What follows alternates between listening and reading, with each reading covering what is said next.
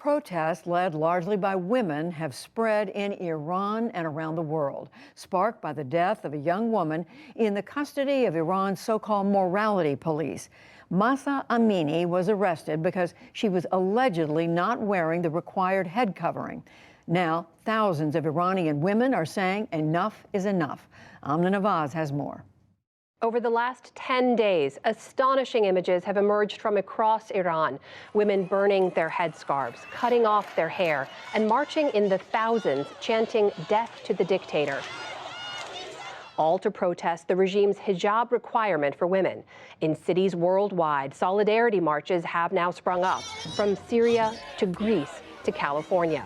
But in Iran, the protesters are now facing a crackdown by authorities in the streets and online.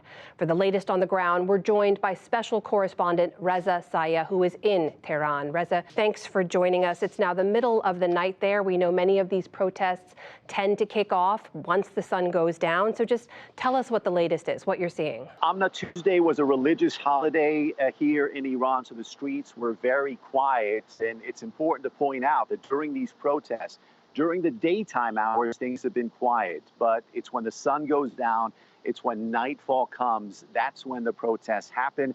And when the sun went down on Tuesday night, the big question again, are protesters coming out?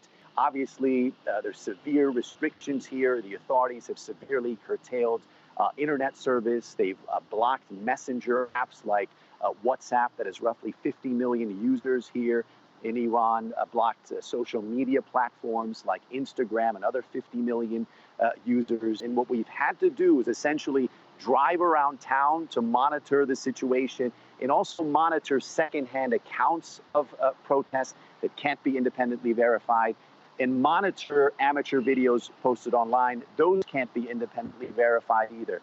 That said, over the past 24, 48 hours, seemingly, and we say this with caution, there has been a decrease in amateur videos posted online. That could be because people are having a tough time uploading videos, or it could be because the protests are dying down and abating, but it's unclear, and we can't report that with certainty. So hard to come across reliable information there. We're so lucky we have you there. But Reza, we should mention that the death of Mahsa Amini sparked what are now the first major protests nationwide in Iran since 2019. Those were sparked by a rise in fuel prices. And we know back then protesters were met by a brutal crackdown by the regime. You mentioned some of the ways they're curtailing communications, that they've responded in the streets.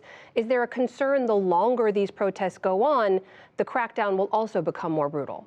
I think there's a concern. And what's been interesting is that the response by the government has evolved over the past 12 days. Initially, soon after Mahsa Amini died and these protests started, the government and the leadership signaled somewhat that they sympathize with these protesters, or at least that's what they tried to convey to quell the protests. You had the supreme leader sending a senior aide to Mahsa Amini's home.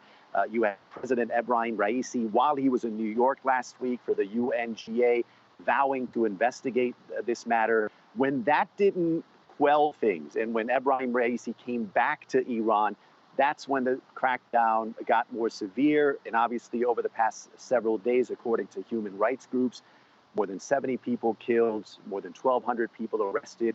We're seeing more activists and journalists arrested. I personally know a fellow journalist who was detained for roughly 24 hours. So if indeed these protests are dying down, it could be because of the intensity of the crackdown.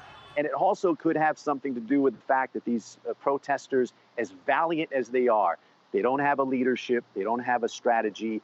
And how long can you sustain a fight with a security apparatus like Iran's if those are the circumstances you're facing? Reza, the big question, of course, is what could this lead to? What do you think? Are you seeing something fundamentally different from previous protests that says these will lead to any change?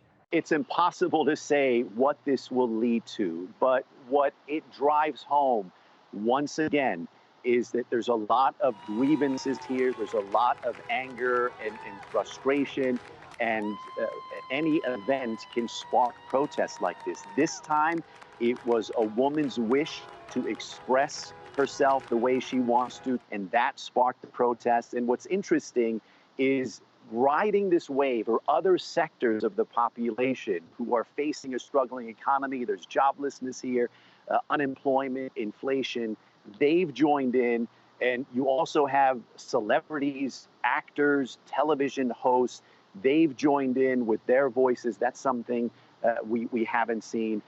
But what we have seen in the past is, despite these voices, the government has the power, they have the weapons, and they've usually snuffed out these protests. I know a lot of people who don't like this government, both inside and outside Iran, want to push the narrative that this time it's different, that these protests are a legitimate threat to the government. And then you have the government pushing their own narrative that this is no big deal and things are going to calm down. We'll see what happens in the coming days. That is special correspondent Reza Saya joining us from Tehran tonight. Reza, thank you.